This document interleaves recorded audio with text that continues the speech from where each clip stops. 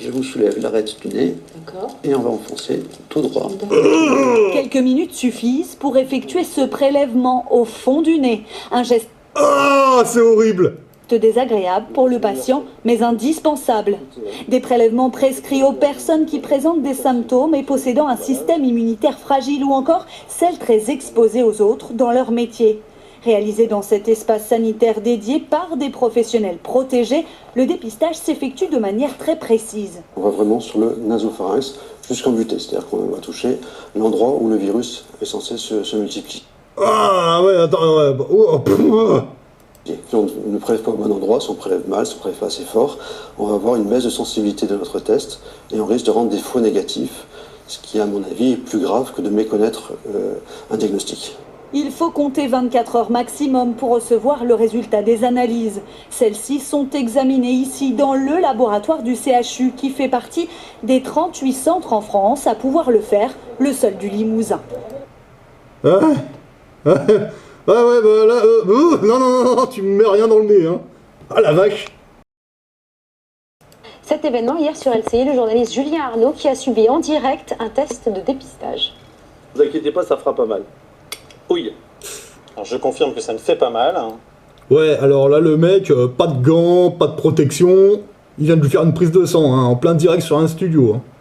Alors, ça fait pas mal, mais il faut que vous saigniez aussi un petit peu. Voilà. Donc. Le mec, il met pas de gants, quoi. Non, niveau hygiène, pardon, hein, mais normalement, quand on fait une prise de sang, même si vous désinfectez une toute petite coupure, vous mettez des gants. Histoire d'hygiène. Eux, c'est bon. En plein plateau, pas de problème, les distances de sécurité, on s'en fout. Les gants, on s'en fout, je demande même pas s'il y a un masque. Hein. Donc il y a une petite goutte de sang qui apparaît. Ouais, on va la récupérer dans une capille. Monsieur le journaliste, vous savez qu'il y a là le mec là, qui est en train de vous faire une prise de sang sans gants, déjà vous devriez gueuler normalement. Hein. Dans un tout petit tube de capillaire. Alors donc après, il y a le petit pitonnier qui va tourner, le petit bascule, et on va faire passer un petit buffer qui va montrer si vous avez... Voilà, donc ça... J'espère qu'il a bien nettoyé son appareil avant de s'en servir. Hein. Enfin bon, ça c'est le problème du journal. Hein. Il est à peu près rempli. Il faut compter combien de temps avant d'avoir le résultat? Écoutez, c'est marqué 10 minutes dans le truc, mais moi, à chaque fois, je l'ai en 5 minutes. Vous avez entendu, hein? Entre 5 et 10 minutes. Ok? Bonjour à tous. Donc, alors déjà, quand on regarde... Alors, je sais, je vais venir mettre un peu mon grain de sel là-dedans, mais bon, faut bien qu'il y en ait qui le fassent, parce que c'est pas les journaleux qui vont le faire. Déjà, je vais leur mettre le nez dans leurs conneries. Alors déjà, vous avez deux tests du coronavirus différents. Déjà, vous avez le premier où il y a un médecin qui vous enfonce un je sais pas quoi au fond du nez. Ben, vraiment, le truc, putain, je voudrais pas vivre ça. Un truc de malade.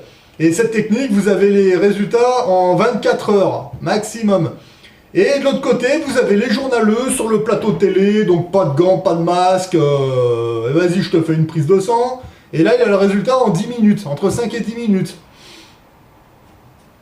C'est bon, ça tourne là-dedans, là. Donc déjà, il y a deux versions différentes, là.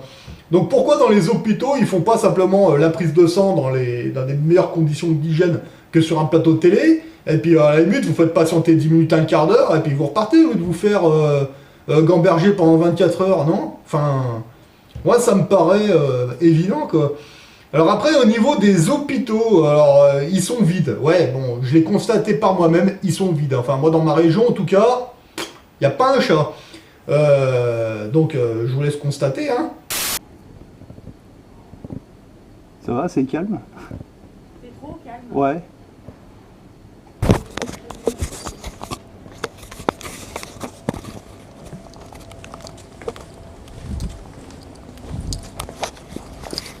Bon, et ben les journalistes, qu'est-ce que vous êtes en train de nous faire là, comme connerie là? Dans les hôpitaux, il n'y a personne. Il n'y a personne. C'est un truc de fou.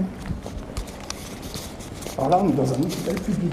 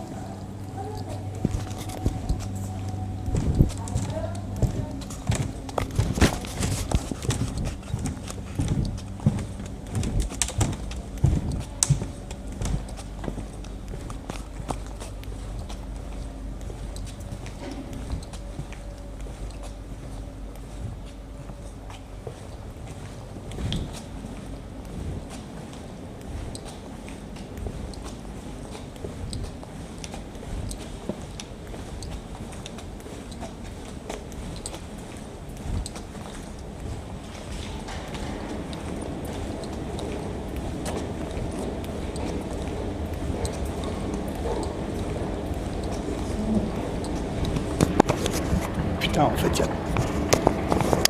il y a personne à l'hôpital, hein.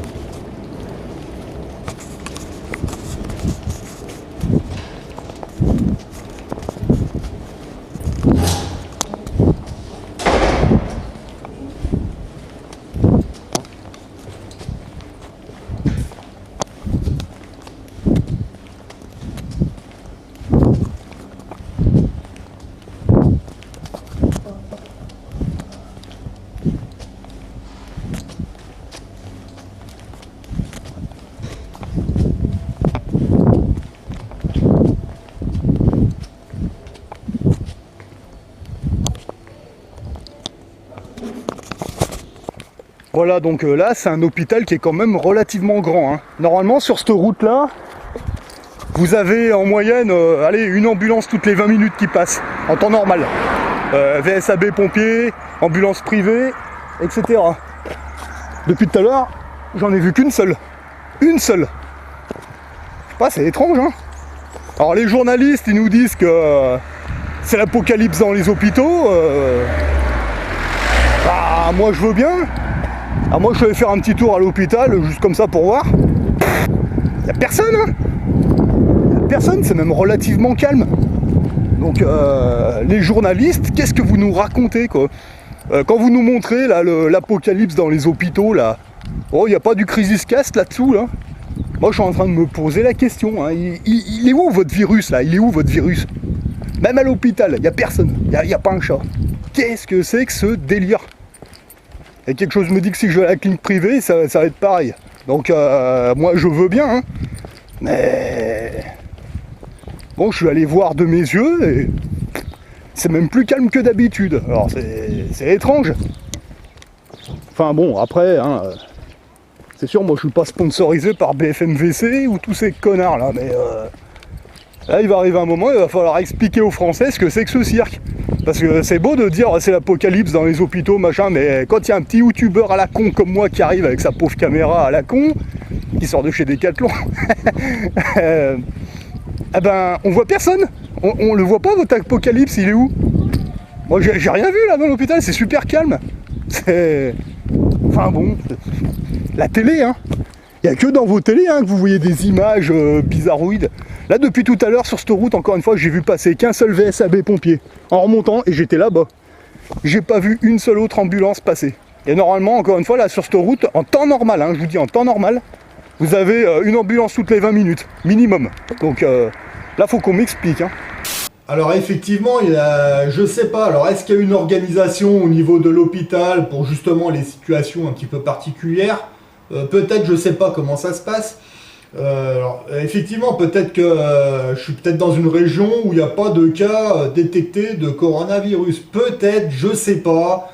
Mais bon, ce serait bien que les journalistes nous expliquent un peu tout ça, parce que le problème, moi, que j'ai avec ça, c'est que les journalistes, ils vous expliquent que apparemment que c'est l'épidémie, que c'est le bordel dans les hôpitaux, etc.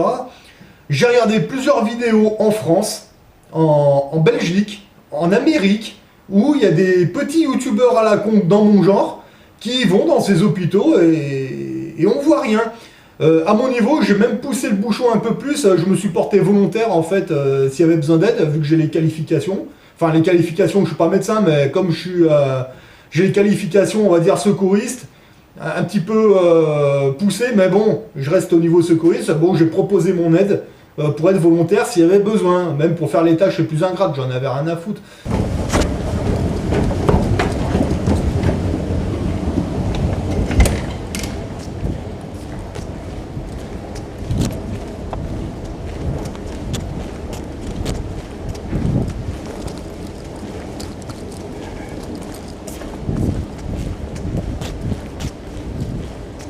Non, c'est pas là.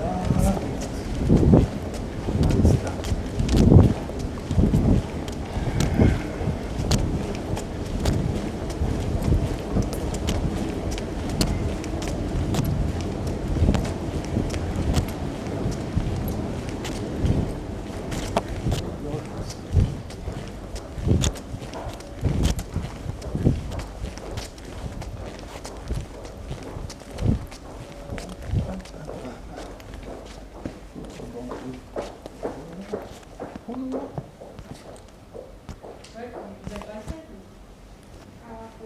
va essayer. On va essayer. Peut-être que si. Ouais. Alors, quoi? Bonjour, excusez-moi de vous déranger, comme beaucoup de personnes confinées. Non, en fait, là, c'est pour mettre mon dossier pour être. Mettez-vous là, que je puisse vous prendre comme il faut. Ah, excusez-moi. Non, parce qu'en fait, je viens proposer mon dossier, parce que comme je suis confiné, j'ai rien à faire, bah, s'il y avait besoin d'aide dans un service, en fait. Ça, il faut y faire par internet. Et ben, ce qui se passe, c'est que ça tourne en rond, voilà. Donc, j'y suis allé une première fois pour proposer mon aide, donc on m'a donné une adresse mail, ok, donc j'ai envoyé le courrier en mini-mail, etc., avec les photocopies de diplôme, tout par mail, ok. J'ai patienté, évidemment pas de réponse, j'y suis retourné, et cette fois on m'a donné un numéro de téléphone.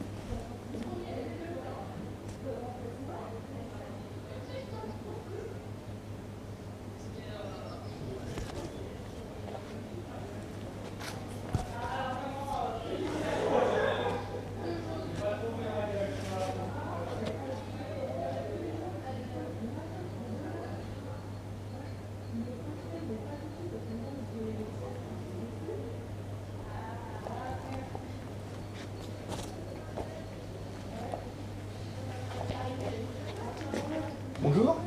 Excusez-moi, je ne veux pas rester longtemps. C'est juste pour vous proposer ma candidature parce que vu que je suis comme tout le monde, hein, je suis confiné puis ma boîte s'est arrêtée, c'est de vous proposer mon aide s'il y avait besoin en fait, simplement. Donc j'ai pris mes diplômes originaux et puis j'ai dit allez, je vais leur proposer. Puis... Alors oui, mais là, il faut vous mettre en relation en semaine avec les... Bah en fait, j'avais essayé par internet, j'avais jamais réponse, je savais pas trop s'ils recevaient. Donc, Alors il y a un numéro de téléphone à appeler, mais je ne l'ai plus. Moi. Ouais. Ah bah c'est cool. Autrement, ce que vous faites, on vous appellerait. Ouais, d'accord. Non, parce que là, la boîte a fermé, puis comme je suis un ancien ex-pompier sans frontières, j'ai dit bon allez, je vais leur proposer mon aide plutôt que de rester... Vous appelez ce numéro-là. J'ai appelé ce numéro de téléphone. Oui, bonjour, excusez-moi de vous déranger. Je vous appelle parce que bon, comme beaucoup de monde, je suis confiné. Je voudrais savoir s'il y aurait possibilité de venir vous aider à faire quoi que ce soit.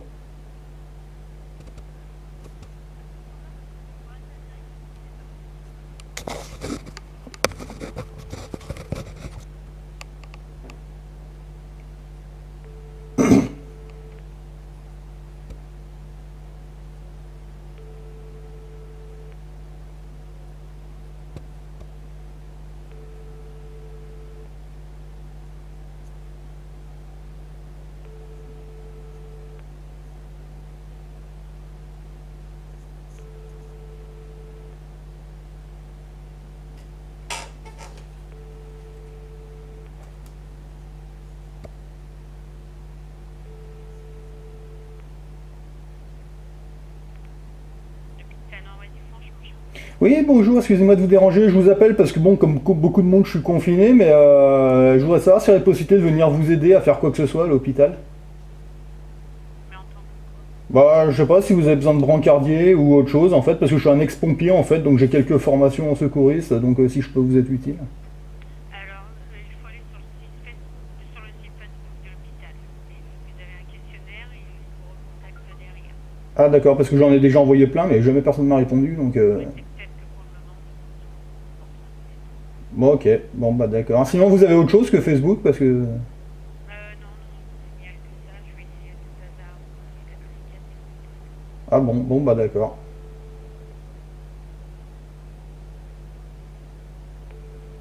Facebook.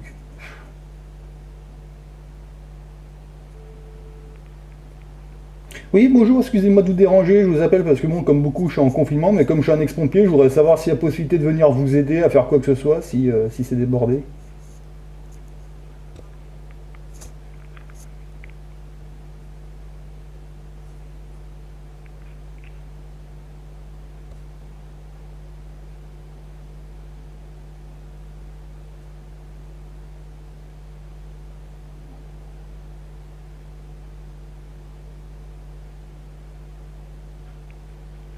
faudra appeler un numéro, si vous avez de quoi noter. Ouais. Voilà, donc ça tourne en rond. Dans tous les services, j'y suis allé. Puis bon, bah évidemment, il y a un moment, quand on commence à vous donner des adresses de Facebook, waouh. Bon, enfin bon, bref, c'est le bordel. Ça tourne en rond. Donc moi, la question que je me pose, c'est qu'est-ce que c'est que ce bordel? Parce que là, donc on nous dit que les hôpitaux sont submergés, que c'est l'épidémie, etc. Quand on y va, il n'y a personne. Et puis quand on propose notre aide, bah même bénévole, hein, je veux dire, eh ben on vous fait tourner en rond, vous savez, un peu comme les gilets jaunes, là, les fly riders et tous ces connards, quand je leur disais quand je disais à Fly, oh tu dis aux gens d'aller sur le blog de Pierre Jovanovic pour qu'ils voient comment protéger leurs économies. Ah bah oui, bah envoie-moi un courrier à réception que je valide, machin, mes couilles en ski. Eh ben là, c'est exactement pareil. Quand vous demandez, vous proposez votre aide volontaire, on vous fait tourner en rond, on va vous donner plein de mails, plein de numéros de téléphone, vous faites tout le tralala, puis à la fin, bah, on vous donne un numéro de téléphone, le dernier, bah, c'était le numéro que vous avez fait au tout début, voilà. Donc moi, ma question, c'est qu'est-ce que c'est que ce bordel, quoi? D'un côté, il y a des journaleux qui nous montrent deux versions du test du coronavirus, une qui vaut, vous avez les résultats en 24 heures pour bien vous faire stresser, et puis un journaleux sur un plateau qui vous dit non, en 5-10 minutes c'est bon. Et de l'autre côté, ils nous disent les hôpitaux, bah, c'est l'épidémie machin, et quand on y va, il n'y a personne. Qu'est-ce que c'est que ce bordel? Mais quand je vous dis qu'il n'y a personne dans l'hôpital, il n'y a personne dans l'hôpital. J'y suis allé normal, hein, habillé normal, hein, tranquille. Pas un moment j'ai croisé un vigile, pas un moment on m'a demandé ce que je cherchais. Non, non, vous vous promenez dans les couloirs, il n'y a personne. Bah non, les flics qui sont en ville, ils proposent des amendes à 135 €, mais là vous allez à l'hôpital, il n'y a pas de vigile, il n'y a rien, il n'y a personne. Donc moi la question, qu'est-ce que c'est que ce bordel? Moi j'ai l'impression que... Enfin, je sais pas, je connais pas le... Je sais pas du tout comment c'est organisé au niveau hospitalier. Mais enfin, il y a quand même des témoignages avec des chirurgiens qui expliquent des choses. Hein, techniquement, moi j'aurais plus tendance à croire ces chirurgiens-là, parce que c'est vraiment étrange à ce qui se passe dans les hôpitaux. Là. Alors après, c'est pareil, quand je suis arrivé au niveau de l'hôpital, moi je m'attendais à voir à côté de l'hôpital un hôpital de campagne, c'est-à-dire avec des marabouts, ce que l'armée utilise en fait pour faire les camps, tout simplement. Et en fait, bon, qu'il pleut, qu'il neige ou peu importe les intempéries, les marabouts, en fait, quand ils sont bien montés, en fait, vous pouvez mettre le chauffage et tout, vous pouvez en faire un hôpital sans aucun problème. Moi, je m'attendais à voir un truc comme ça s'il y avait des gens contaminés, en fait, ils les mettaient dans ces marabouts, et puis comme ça éviterait d'infecter l'hôpital, quoi. Moi, je m'attendais à un truc organisé comme ça. Et en fait, non, pas du tout. En fait, il n'y a pas du tout ça en place, malgré que ce soit un grand hôpital. Moi, tout ce que j'ai vu, c'est une pauvre petite tente juste avant les urgences, une petite tente de triage. En fait, c'était même pas un marabout quasiment. Et c'est là que je me dis, mais qu'est-ce que c'est que ce cirque? Enfin bon, après, moi, je vous laisse cogiter vous-même là-dessus. Mais moi, pour moi, ça sent la mise en scène à plein nez, ce truc, hein. Ça me rappelle un peu l'histoire de Charlie Hebdo et tout le tralala, là. À mon niveau, moi je trouve que ça fait un peu beaucoup quand même, parce que...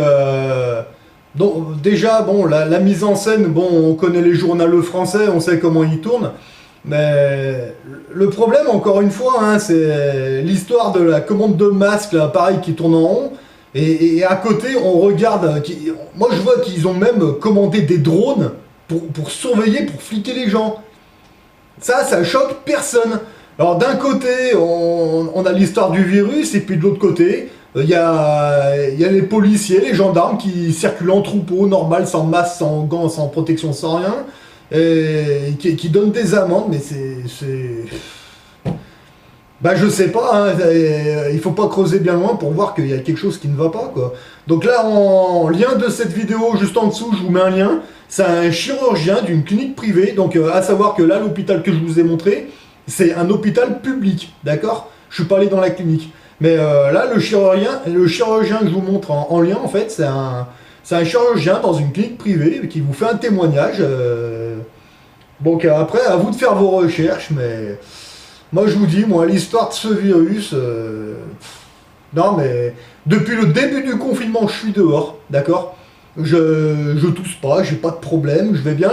La seule chose que j'ai, c'est des coups de soleil, c'est tout. Mais autrement, voilà, je n'ai aucune attestation, je sors sans papier, sans rien du tout. Si un flic me contrôle, j'ai rien sur moi. Il a envie de m'embarquer, il m'embarque, j'en ai rien à foutre. Je ne signerai rien, je m'en fous, je vais même pas ouvrir ma gueule. Mais c'est hors de question de rester confiné sous ces conditions, parce que là, on voit bien qu'il y a un sérieux problème. Hein. Allez, sur ce, moi, je vous laisse méditer, et à une prochaine.